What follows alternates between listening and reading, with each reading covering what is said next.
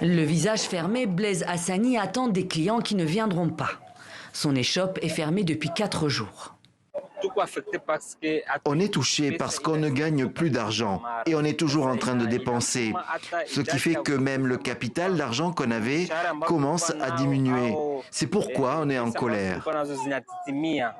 Un manque à gagner qui inquiète aussi d'autres commerçants d'Ouvira en cette 4e journée ville morte décrétée pour exiger le départ de la ville du général Olivier Gassita, un officier des FARDC réaffecté depuis lundi à Ouvira. Ce sont les autorités qui nous l'avaient amené et ce sont elles qui doivent chercher la solution et voir comment nous aider.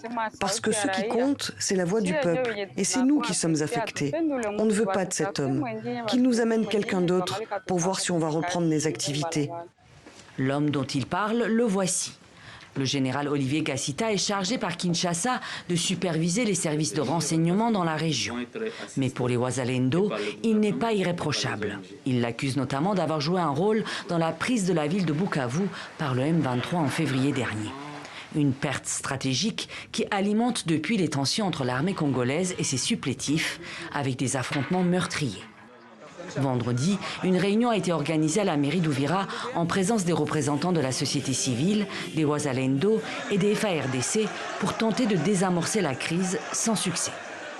Nous demandons aux autorités au niveau national et provincial de tout faire pour amener une autre autorité militaire à envie de remplacer avec le général Gassita parce qu'il est de mèche avec l'M23. Jeudi, Kinshasa a tenu à exprimer sa totale confiance en Olivier Gassita. Il a le total soutien des autorités, et surtout des autorités militaires. Et ces autorités savent que c'est un patriote qui ne va jamais se compromettre.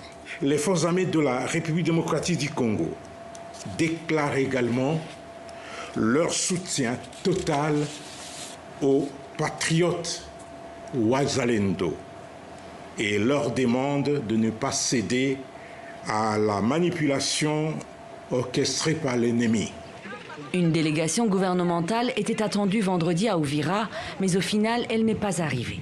Selon des habitants, des tirs d'armes lourdes et légères étaient entendus vendredi soir dans la ville sans que les belligérants soient identifiés.